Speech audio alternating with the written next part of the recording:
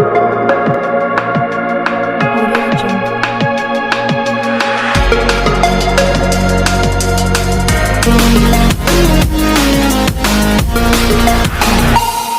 আমি পার্থজিৎ। আপনারা দেখছেন আওয়াজ বেঙ্গল। সমগ্র বাংলাদেশে অরাজকতা চলছে। মোহাম্মদ ইউনূস প্রধান উপদেষ্টা পদে যোগ দেওয়ার পরে এই অরাজকতার যে পরিমাণ বা সংখ্যা, নানা দিক থেকে যে খবর আসছে, সেটা অনেক বেশি উদ্বেগজনক। মোহাম্মদ ইউনূস প্রখ্যাত অর্থনীতিবিদ এবং শান্তি পুরস্কার পেয়েছেন, নোবেল লরিয়েট। কিন্তু প্রশাসনিকভাবে ওনার ব্যর্থতাটা সামনে আসছে। দেশের বিভিন্ন জায়গা থেকে কট্টরপন্থী মুসলিমরা মিছিল করছে, দুর্গাপূজা হতে দেওয়া হবে না, হিন্দুদের সবচেয়ে বড় উৎসব দুর্গোৎসব, সেটা হতে দেওয়া হবে না।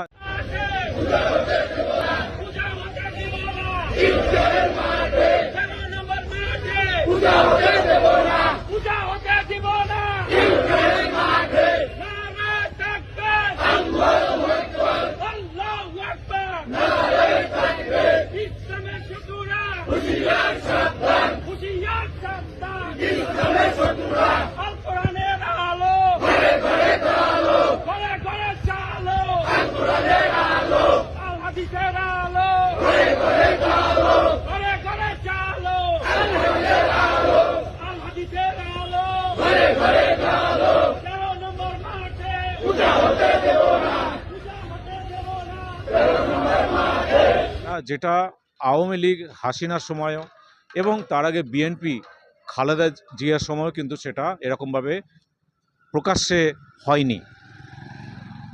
কিন্তু এখন সেনাবাহিনী এবং এই প্রধান উপদেষ্টা মোহাম্মদ ইউনূসের অধীনে, শাসন ব্যবস্থার অধীনে বাংলাদেশকে এই জিনিস দেখতে হচ্ছে এবং সমগ্র মাইনরিটি সমাজ খুব ভীত। একই সঙ্গে সমস্ত জায়গায় মোহাম্মদ ইউনূসের যে ব্যর্থতা, তার বিরোধিতা করেও ছাত্র যুব সমাজ রাস্তায় নেমেছেন। যশোরেও হাজারো সংখ্যায় ছাত্র সমাজ, যুব সমাজ, ছাত্রীরা রাস্তায় নেমেছেন এবং এর প্রতিবাদ করছেন। পুলিশের দমন পীড়নের শিকার হচ্ছেন।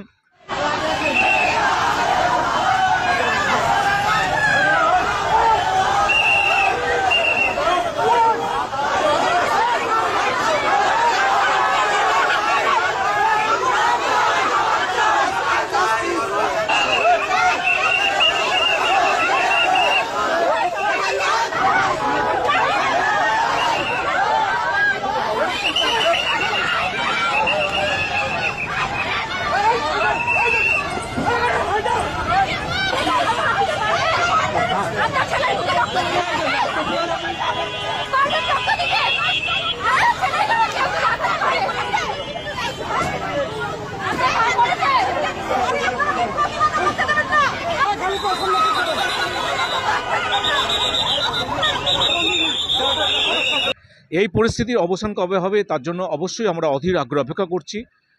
শেখ হাসিনা কি আবার বাংলাদেশে ফিরছেন, সেই সম্ভাবনা কিন্তু সামনে দেখা দিচ্ছে।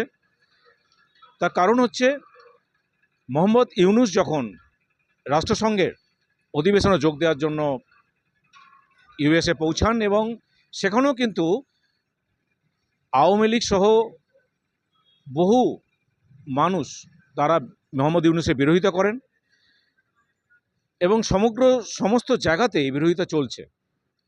শেখ হাসিনা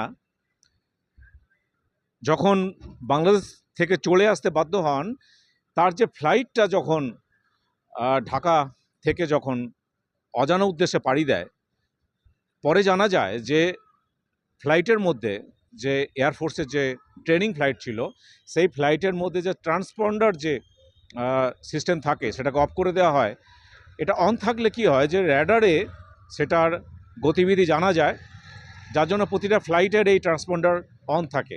কিন্তু এই এয়ারফোর্সের যে ট্রেনিং ফ্লাইট ছিল বাংলাদেশের, সেটা কিন্তু অফ করা ছিল এবং ওয়েস্ট বেঙ্গলের কাছাকাছি আসার, মানে ভারতবর্ষের সীমান্তে ওয়েস্ট বেঙ্গলের কাছাকাছি ঠিক আসার সময় সেটাকে অন করা হয় এবং ভারতবর্ষে যখন প্রবেশ করে এবং তারপর অবশ্যই ভারতের সামরিক বাহিনীর সহযোগিতায় ভারতের শীর্ষ নেতা এবং শীর্ষ মন্ত্রিসভার যিনি প্রধান, তার অনুমতিক্রমে, তাদের সহায়তাতে হাসিনা দিল্লি পৌঁছান এবং দিল্লিতে সেফ জায়গাতে রয়েছেন কঠোর নিরাপত্তা বেষ্টনীর মধ্যে। এবং কদিন আগে উনি বলেওছেন যে কোনো সময় বাংলাদেশে ঢুকে পড়তে পারি, আমি তো পাশেই রয়েছি। বাংলাদেশে আওয়ামী লীগের যারা নেতাকর্মী লুকিয়ে আছে, যারা অনেকে বাইরে চলে গেছে, অনেকে ভেতরে রয়েছে, কিন্তু সাধারণ যারা কর্মী আছে সেটাও কিন্তু বড় সম্পদ এই আওয়ামী লীগের। সামনে যখন নির্বাচন ঘোষণা করা হবে তখন অবশ্যই বিএনপি, জামাত এবং অন্যান্য যে মুসলিম সংগঠন, তার সঙ্গে সঙ্গে আওয়ামী লীগের দাবিও কিন্তু সবথেকে বেশি থাকবে নির্বাচনে অংশগ্রহণ করার ক্ষেত্রে। এবং এখানে ইন্টারন্যাশনাল অনেকগুলো ফ্যাক্টর কাজ করছে, ইন্টারন্যাশনাল শক্তি, যে আমেরিকা কিভাবে ব্যাপারটাকে হ্যান্ডেল করছে, চায়নার ইন্টারেস্ট কীরকম আছে, অবভিয়াসলি ইন্ডিয়ার ইন্টারেস্ট থাকবেই। তার কারণ হচ্ছে বাংলাদেশ যদি অশান্ত হয়ে ওঠে তাহলে 7 সিস্টার মানে 7টা স্টেট এবং অবশ্যই ওয়েস্ট বেঙ্গল, এই 8টা স্টেটের যে সীমান্তবর্তী অঞ্চল এবং অবশ্যই বাকি ভারতের যে নিরাপত্তা অবস্থা বা ব্যবস্থা, সেটা ভীষণভাবে বিঘ্নিত হতে পারে। কারণ কালকেও আমরা দেখেছি যে ইরান থেকে ইসরায়েলে হাজারো সংখ্যায় মিসাইল বৃষ্টি হয়েছে, মিসাইল অ্যাটাক হয়েছে, সেখানে কিন্তু প্রচুর মানুষ ক্ষতির শিকার। অবশ্যই ইসরায়েল এটাকে অবশ্যই ছাড়বে না এবং ইরান অ্যাটাক করবে, কিভাবে করবে সেটা তাদের স্ট্র্যাটেজি এবং তারা খুব শীঘ্রই আমরা দেখতে পাবো। কিন্তু মধ্যপ্রাচ্যে এই যে অশান্ত পরিস্থিতি তৈরি হয়ে যাওয়া, সেটাও কিন্তু প্রভাব পড়বে।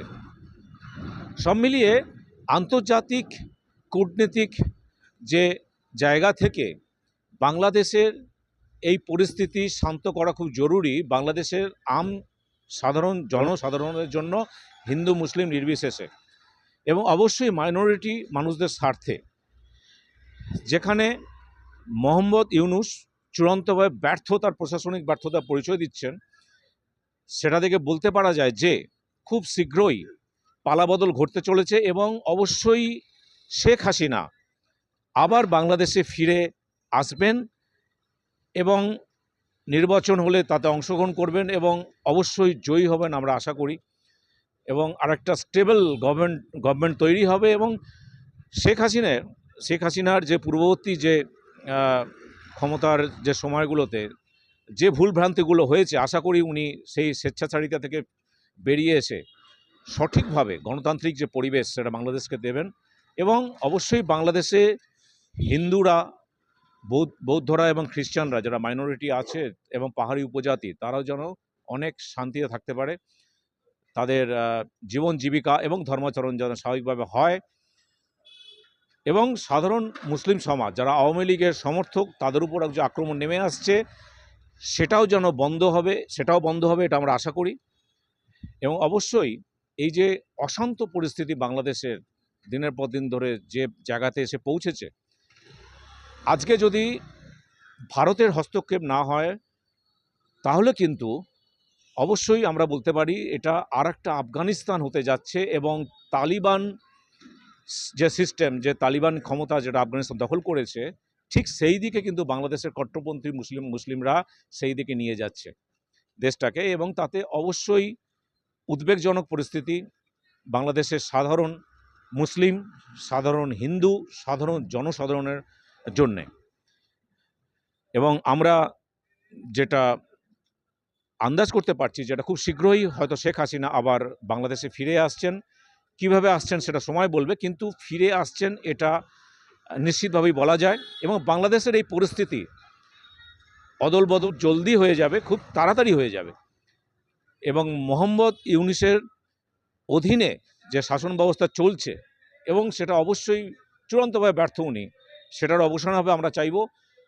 এবং একটা স্টেবল গভর্নমেন্ট যেন তৈরি হয়, অবশ্যই প্রতিটা নাগরিক যেন শান্তিতে থাকতে পারে, ভালো থাকে, এবং পার্শ্ববর্তী দেশেও, প্রতিবেশী দেশ ভারতও যেন নিশ্চিন্ত বোধ করেন।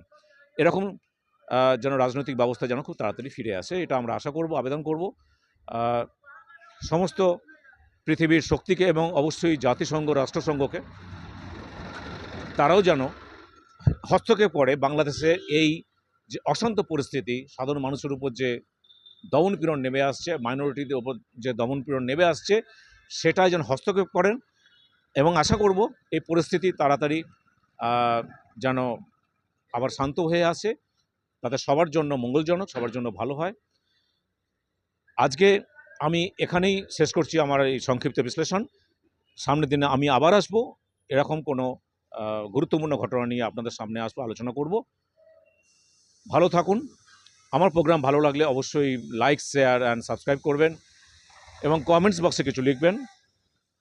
নমস্কার, জয় ভারত, জয় বেঙ্গল।